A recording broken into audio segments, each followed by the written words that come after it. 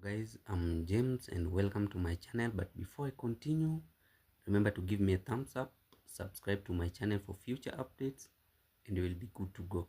So today basically I'm going to talk about Swahili history and culture.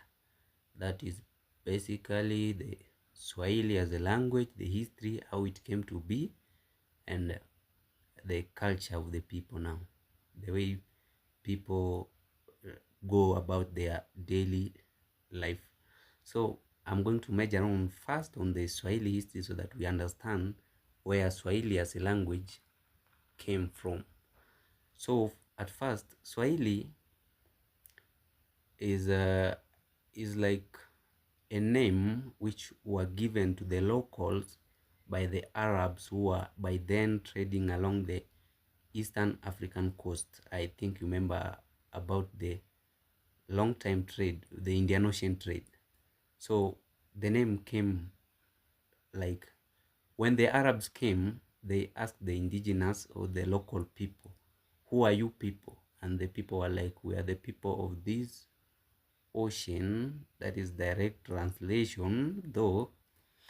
But in Swahili you will say sisi ni watu wa ziwa hili.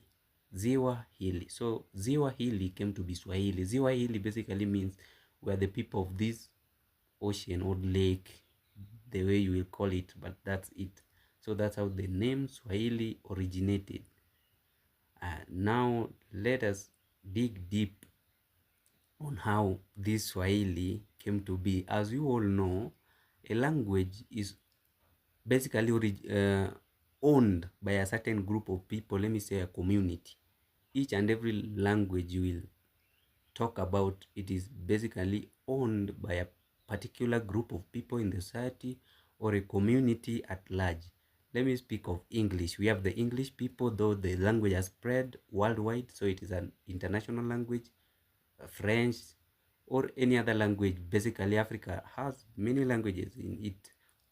So all those languages are from certain people, certain group of people who own them. So Swahili is also a language which was owned by a particular group of people, and these people, based on the whatever we have read and all that, are known as the Ngozi people. The name Ngozi comes from the word skin in English, the hides, like we have the cow hides, all that. So these people were basically known as the Ngozi people, as we are being referred by the scholars. So Ngozi people were the original speakers of Swahili as a language.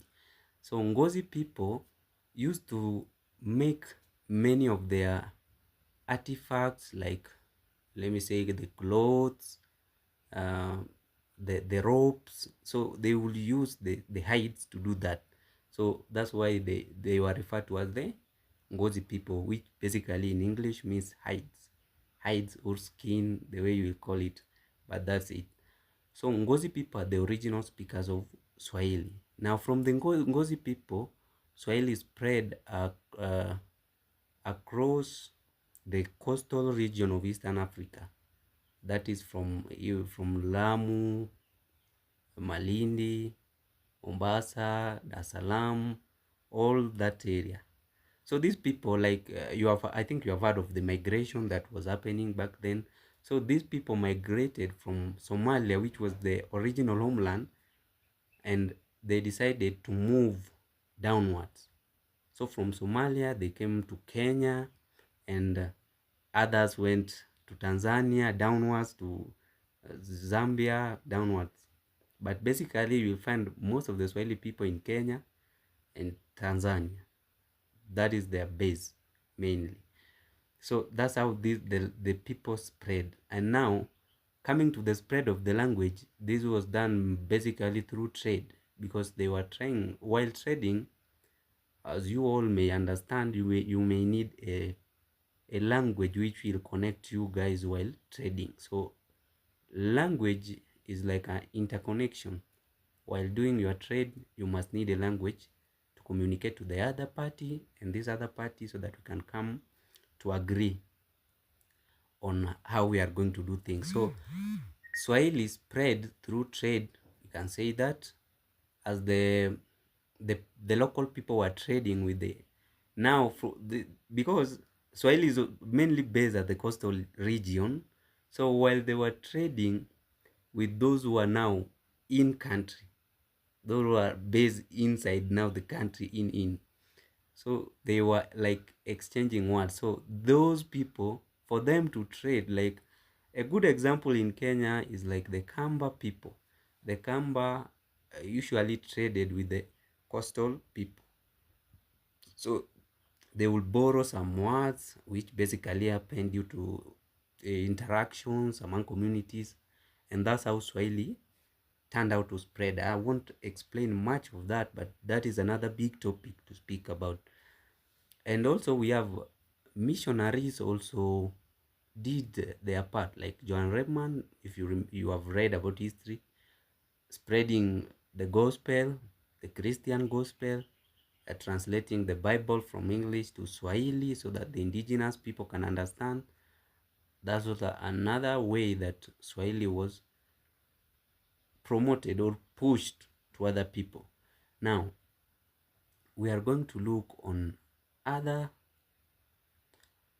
things like they do the doubts that people have, or theories, let me say that, the theories. I'll dive on some theories, because you will find many people saying like Swahili is Arabic, which means it belongs to the Arabs, or maybe it is a Bantu language, meaning it belongs to the Bantu, or some may go end up and say it belongs to the mixture now, the Bantu and the Arabs coming together and giving birth to children, half castes, who later on develop this language so it becomes their main language. So that's it. So we have the first theory, the second theory, and the third theory. So we have three theories that explain where Swahili as a language basically came from. But we will find that one is more of it than the rest. Like, let me jump into the uh, Arabs being the owner of Swahili as a language, though I won't explain much due to my duration. So Swahili as Arabic language, I will go with don'ts. Why am I personally saying that? Or how the scholars, why they are not that satisfied with Swahili being an Arabic language. If you have happened to go to Arabic countries, you will find many of the Arabic countries do not speak Swahili as their language. If it was so, then we will have said, or we will have been saying that Swahili is an Arabic language, which is not. For even them, they don't use it, which means it is a language that belongs to the locals where they came to trade. So whatever happened is this: when the Arabs came, this indigenous people borrowed some words from the Arabs. That basically happens whenever there is an interaction between communities.